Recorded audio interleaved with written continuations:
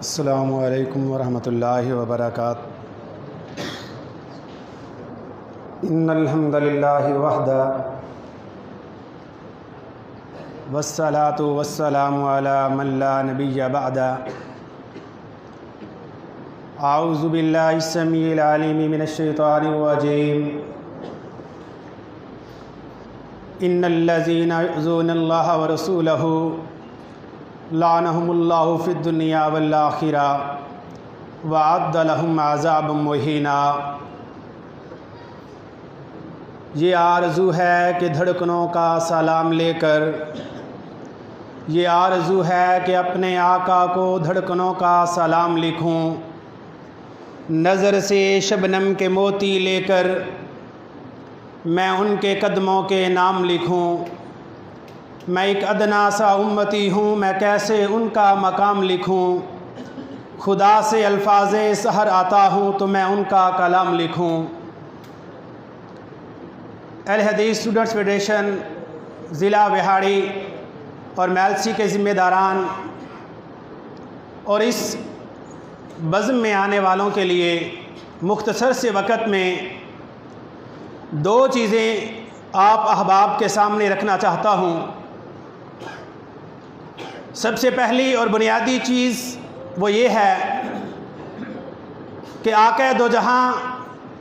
پیغمبر رسول حضرت محمد رسول اللہ صلی اللہ علیہ وآلہ وصحبہ وسلم کی حرمت کے حوالے سے، لیکن شاید ہمارے ہاں اس حرمت کو اس انداز میں لیا جاتا ہے کہ ہمارے علماء کی یہ ذمہ داری ہے کہ وہ صرف منبر و محراب سے حرمت رسول کا نعرہ لگوا کر اس بات سے فارغ ہو جائیں گے۔ حالانکہ میں یہ سمجھتا ہوں اور مجھے اس بات پر خوشی ہوتی ہے اور اس بات پر فخر ہے کہ الحمدللہ ثم الحمدللہ کہ میں جو چاہتا تھا یا جو میری خواہش تھی، اہل حدیث اسٹوڈنٹس فیڈریشن میلسی اس میدان میں آگے نکل چکی ہے کہ حرمت رسول کا دفاع، مجھے وہ واقعات یاد آتے ہیں، فرسٹ ورلڈ وار ہو یا سیکنڈ ورلڈ وار ہو، آج برٹش لوگ،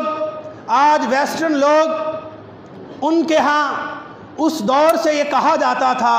لکھا جاتا تھا کہ انسٹیٹیوشنز میک مین، کہ جو ادارے ہوتے ہیں وہ افراد کی تربیت کرتے ہیں۔ اصل میں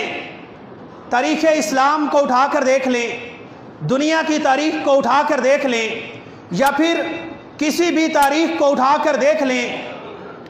جب تلک اس قوم میں اچھے ادارے نہیں تھے اس وقت تلک اس قوم نے ترقی نہیں کی۔ پیغمبر دو جہاں کی تبلیغ و رسالت کو دیکھ لیں کہ آپ صلی اللہ علیہ وسلم نے لوگوں کی تربیت کرنے کے لیے سب سے پہلے لوگوں کو، صحابہ کو ایک ادارے میں جمع کیا، اور آج یہ اہل حدیث اسٹوڈنٹس فیڈریشن میلسی یہ ایک چلتا پھرتا ادارہ ہے جو لوگوں کی تربیت کرنے کے لیے اس وقت میدان عمل میں نکل چکا ہے۔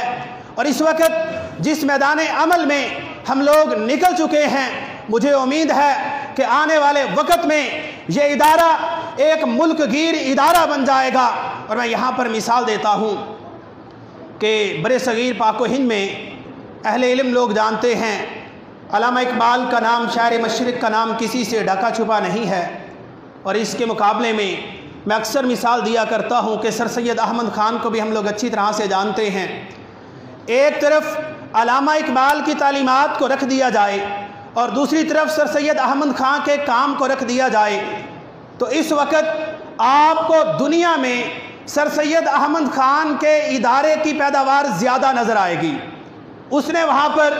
بنیاد رکھی تھی جس ادارے کی، اور اس ادارے کے نام لیوا، جبکہ علامہ اقبال جس کا کوئی ثانی نہ تھا، اس وقت علامہ اقبال سے یہ کہا گیا تھا آپ تاریخ کو پڑھ کے دیکھیں، یہ الفاظ سامنے آتے ہیں کہ آپ کیوں نہ ایک مدرسہ یا سکول چلا لیں تاکہ آپ لوگوں کی اچھی تربیت کر سکیں گے، لیکن اس وقت اس چیز سے انکار کیا گیا۔ اس کے مقابلے میں سر سید احمد خان نے ادارہ بنایا اور اس ادارے کے نام لیوا آج دنیا کے کونے کونے میں اس کی تعلیمات کو پھیلانے والے موجود ہیں، اور شاید وہ تعلیمات اس پر ایک الگ ڈیبیٹ کی جا سکتی ہے کہ وہ کس طرح سے اثر انداز ہوئی اور آنے والے وقت میں اس نے ہماری قوم کو کس رخ پر لا کر کھڑا کر دیا۔ برکیف ضرورت اس امر کی ہے کہ اہل حدیث اسٹوڈنٹس فیڈریشن میلسی اپنے اس کام کو اسی طرح سے آگے بڑھاتے رہیں گے اور حرمت رسول پر اس طرح سے کام کرتے رہیں گے۔ دوسری بات، حرمت رسول کے حوالے سے یہ بات میں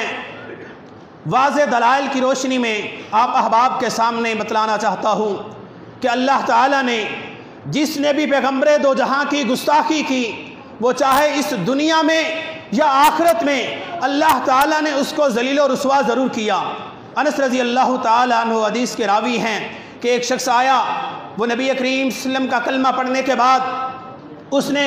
سورۃ البقرہ پڑھی اور اس کے بعد سورۃ آل عمران پڑھی۔ کچھ دنوں کے بعد وہ مرتد ہو گیا۔ صحابہ نے بتلایا کہ اللہ کے پیغمبر وہ شخص پھر دوبارہ سے عیسائی ہو گیا ہے۔ نبی کریم صلی اللہ علیہ وسلم نے فرمایا ان قریب اس شخص کو زمین بتلائے گی کہ نبی کی گستاخی کا جواز کیا ہوتا ہے۔ واقعہ آج احادیث میں موجود ہے کہ اس شخص کی موت واقع ہوتی ہے، اس شخص کو دفنایا جاتا ہے۔ عیسائی اس رات اس کو رات کے وقت دفنا کر جب واپس پلٹتے ہیں، صبح کو آتے ہیں، زمین نے اس کی لاش کو قبول نہیں کیا، زمین نے لاش کو اٹھا کر باہر پھینک دیا۔ عیسائی آئے اگلے دن دوبارہ کہ شاید یہ مسلمانوں کا کام لگتا ہے، دوبارہ سے قبر پہلے سے زیادہ گہرائی میں کھودی، اس کو دوبارہ دفنا کر واپس گئے، زمین نے دوبارہ اس کی لاش کو باہر پھینک دیا۔ تیسری بار پھر آئے، جتنی گہرائی میں کھود سکتے تھے کھودا، اس کو دفنایا، واپس چلے گئے، زمین نے پھر اس کو نکال کر باہر پھینکا، حتیٰ کہ جنگل کے درندے اور حیوان آئے اور اس کی لاش کے ٹکڑے ٹکڑے کر کے اس کو اٹھا کر لے گئے۔ یہ انجام ہے آخرت میں، دنیا میں جس نے بھی پیغمبر دو جہاں کی گستاخی کی، اللہ تعالیٰ نے اس کو اس دنیا میں بھی ذلیل و رسوا کیا اور آخرت میں بھی ذلیل و رسوا کرے گا۔ اس وجہ سے آج ضرورت اس امر کی ہے کہ ہم میدان عمل میں آئیں، اور میں ایک بات مثال کے طور پر کہا کرتا ہوں کہ نبی کریم صلی اللہ علیہ وسلم نے فرمایا تھا کہ اللہ تعالیٰ نے مجھ کو 5 چیزیں ایسی دی ہیں جو کسی اور پیغمبر کو نہیں دی۔ نصرت بالرعب مسیرۃ شہر، کہ صحابہ میں 1 مہینے کی مسافت پر ہوتا ہوں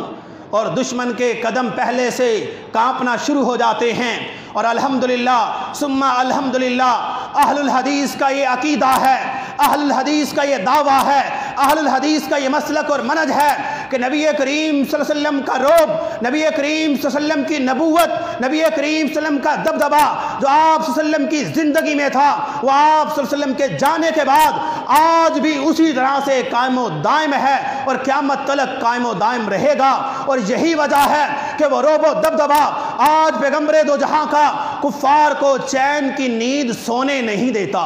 اور پھر کبھی وہ ڈنمارک میں، کبھی ہالینڈ میں، کبھی فرانس میں، کبھی رشیا میں، کبھی امریکہ میں، کبھی دنیا کے کسی اور کونے میں پیغمبر دو جہاں کی شان میں گستاخی کرتے ہیں، کیونکہ ان کو ڈر ہے، خوف ہے کہ کہیں یہ پیغمبر دو جہاں کا دین دنیا پر غالب نہ آ جائے۔ اور آج ہم اسی عقیدے کو، اسی مسلک کو لے کر نکلے ہیں کہ جس چیز کا ان کو ڈر ہے، ہم انشاءاللہ اس چیز کو اس دنیا پر غالب کر کے چھوڑیں گے۔ اور انشاءاللہ آج یہ اہل حدیث اسٹوڈنٹس فیڈریشن میلسی کے نوجوان اور پورے پاکستان کے نوجوان میدان عمل میں آ چکے ہیں، اور ان قریب وہ وقت دور نہیں کہ جب کفار کے ایوانوں میں لرزہ برپا ہوگا، جب اس دنیا پر اسلام کا بول بالا بھی ہوگا۔ نبی کریم صلی اللہ علیہ وسلم کی حدیث کے مطابق کہ وہ چاہے خوشی کے ساتھ یا پھر وہ مجبوری کے تحت وہ ایک دفعہ اس میں اسلام کا کلمہ ضرور پڑھیں گے، اور الحمدللہ ہم اس کے لیے کبھی رکیں گے نہیں بلکہ آگے بڑھتے چلے جائیں گے۔ حرمت رسول پر جہاں کہیں ضرورت پڑے گی خون دینے کی، جہاں کہیں ضرورت پڑے گی وقت دینے کی، جہاں کہیں ضرورت پڑے گی پیسہ دینے کی، جہاں کہیں ضرورت پڑے گی کتابی صورت میں، قلمی صورت میں، تقریری صورت میں، فعلی صورت میں، الحمدللہ اہل حدیث کی یہ تاریخ گواہ ہے کہ اسلاف نے پہلے دن سے لے کر آج تلک قربانیاں دی ہیں، دیتے آئے ہیں، اور ہم انشاءاللہ ان کے قدموں پر یہ قربانیاں دیتے چلے جائیں گے۔ ہم کو اس راہ راست سے کوئی روک نہیں سکتا، اور نہ ہی دنیا میں کوئی ایسی طاقت ہے جو ہم کو اس منہج سے روک سکے۔ اور الحمدللہ آخر میں یہی بات دوبارہ کہوں گا